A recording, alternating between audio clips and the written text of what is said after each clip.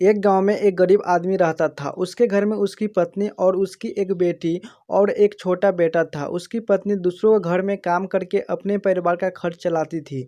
उसका पति, जिसका नाम रामू था, रामू दिन भर नशे में डूबा रहता था और दूसरों के साथ अपना समय बर्बाद किया करता था।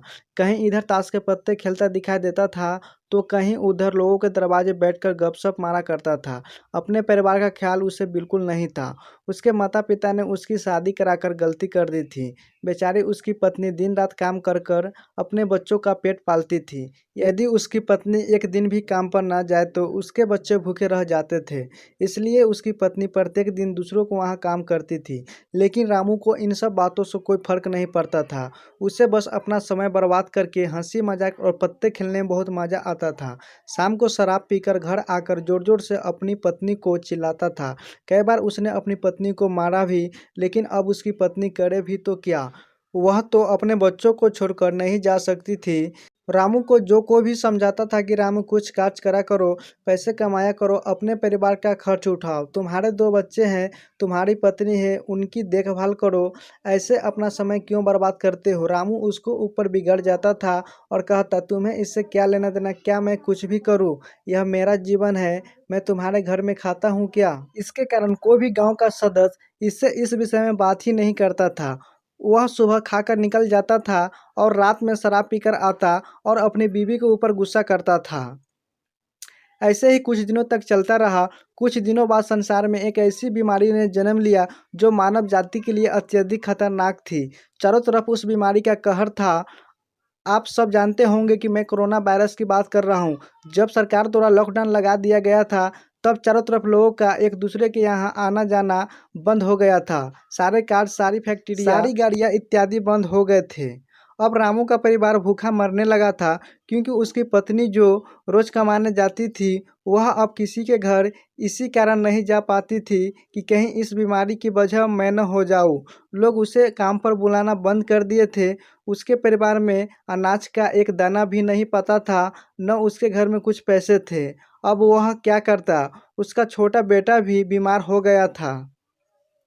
उसके बच्चे की तबीयत ज़्यादा खराब हो गई थी। तब रामू को समझ आया कि अपने परिवार को ध्यान देना चाहिए। उसने बच्चों को अस्पताल ले जाने का सोचा, परंतु उसके पास पैसे नहीं थे।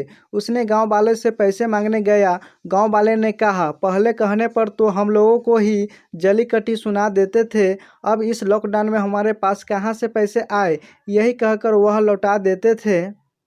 रामू अत्यधिक परेशान था। अब करे तो भी क्या करे, वह चाहकर भी कुछ नहीं कर सकता था। एक पूरा दिन बीत गया। उसके बेटे की तबीयत और भी ज़्यादा खराब हो गई। तभी किसी तरह उसकी पत्नी ने जहाँ काम करती थी वहाँ से कुछ पैसे जुटाकर लाई और अब रामू अपने बच्चों को हॉस्पिटल ले जाने की तैयारी की। रामू अपने बच्चों को लेकर गांव के बाहर एक अस्पताल में पहुंचा और रामू दौड़ता हुआ डॉक्टर के पास गया। उसने कहा, मेरे बच्चों को बचा लीजिए। डॉक्टर साहब ने सारे इंस्ट्रूमेंट लगाकर चेक किया, तब उसका बेटा मर चुका था। डॉक्टर साहब ने यह बात रामू से कहा, यदि तुम अपने बच्चों को 10 से 15 घंटे पहले ले आते तो मैं तुम्हारे बच्चों को जान बचा लेता। मुझे बहुत दुखी होकर कहना पड़ रहा है कि मैं तुम्हारे बच्चों को बचा ना सका। यह सुनकर रामू के पैरों तले नीचे जमीन खिसक गई। वह रोने लगा। उसने कहने लगा, यह सब मेरी गलती है। मैंने अपने जीवन में कुछ नहीं किया, सिर्फ अपने समय को बर्बाद किया। यदि आज मेरे पास पैसे हो जाते तो मैं अपने बेटों को हॉस्पिटल में जल्दी ला पाता और मेरा बेटा बच जाता। मैंने अपने जीवन में समय को बहुत बर्बाद किया है, लेकिन आज मुझे समय का अहमियत पता चल गई है।